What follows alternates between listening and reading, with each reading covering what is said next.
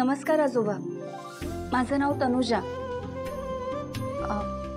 मी नुकतीच या घरात राहायला आले, 24 तासाची मदतनीस म्हणून. तुमच्यासाठी थोडं जेवण आणलं होतं, प्लीज खाऊन घेता. सॉरी, म्हणजे मी तुम्हाला आजोबा म्हटलं तर चालेल ना? आजोबा, हो तुम्हाला गोळ्या घ्याव्या लागतात आणि गोळ्या घेण्यासाठी पोटात काहीतरी असायला हवं.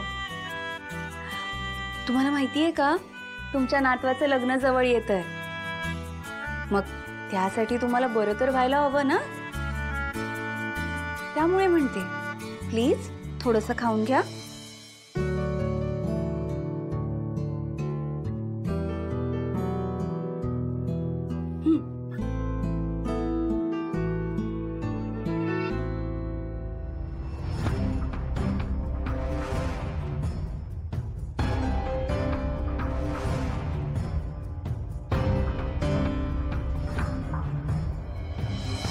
घे ना ग राणी.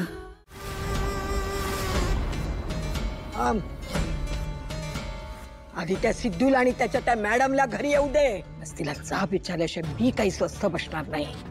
अरे दशक्रियेला बोलवतात काय, अख्खा दिवस फुकट घालवला संपत, आणि ही अचानक तिथून कुठं गायब झाली काही कळलंच नाही. अरे काय हे? इथं तिची सासू, आजे सासू, पुरुष मंडळी जेवायची थांबलेली आहेत, त्यांना वाढायचं आहे, ते राहिलं बाजूला, आणि आम्ही तिची वाट पाहत इथं थांबलोय. काय आणखी किती दिवस पाठीशी घालणार आहेस तू? आई, मी वाढू का? तिनं का नाही वाढायचं? म्हणजे तिला इथं राहू देण्याचा का उपयोग? मग ते काही नाही, तिनं आधी नाक घासून माझी माफी मागितलीच पाहिजे. त्याच्या अन्नाला स्पर्श करणार नाही, समजलं? वा काय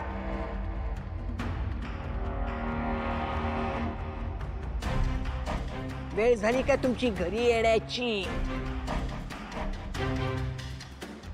आणि काय ग, तुला हवं तिथं भटकायला पाहिजे आणि इथं आम्ही ती ताट मांडून तुझी वाट पाहत बसायची काय? मी आता बरं तुला भावनाच्या हातचं जेवण चालतं का? ए, जास्त आगाऊपणानं तू मध्ये मध्ये बोलू नकोस.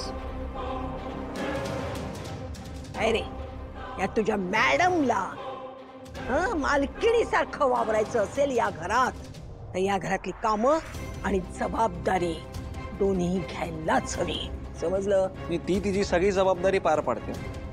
आणि राहिला मुद्दा आम्ही कुठे होतो याचं, तर या सगळ्या प्रश्नांची तर आम्ही उत्तर देऊच, पण त्याआधी मला काही प्रश्न विचारायचे.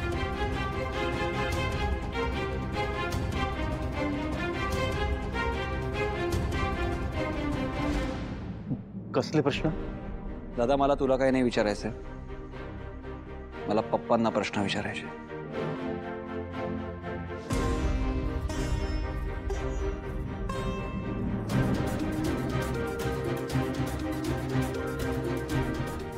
पप्पा, मला खरं खरं सांगा, श्रीकांत इनामदारच्या केसमध्ये जो माणूस जेलमध्ये तो वेंकी दादा हे माहित होतं तुम्हाला?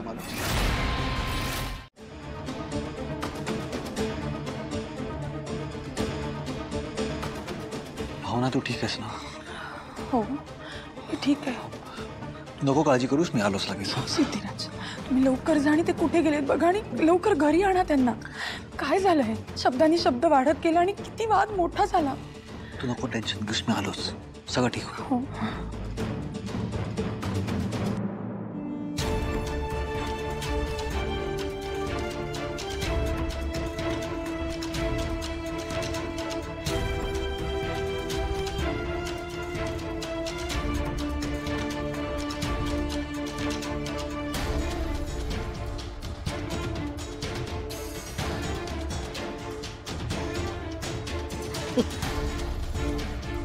तुझ्याशी बोलण्यात काही उपयोगच नाही, आणि तुझ्या ताटाखालचं मांजर माझ्यावरच नक मारायची.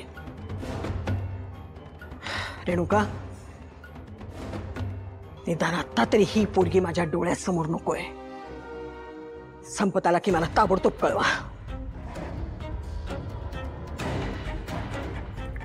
नील, आईला खोलीत आत घेऊन जा प्लीज, काळजी घे तिची. हो.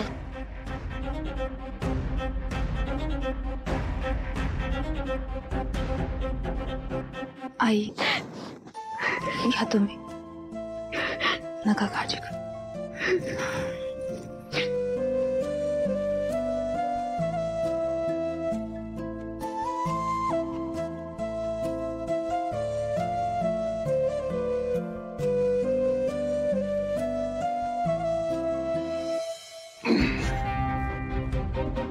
हे बघ भावना, तुझ्या घरी आता दुःखाचं वातावरण आहे की नाही? मग तू आता तुझं सगळं लक्ष तुझ्या घरी कॉन्सन्ट्रेट कर. हं? आणि तुझ्या भावाची अजिबात काळजी करू नको. आणि महत्वाचं म्हणजे तू आता आमदारीची सून आहेस.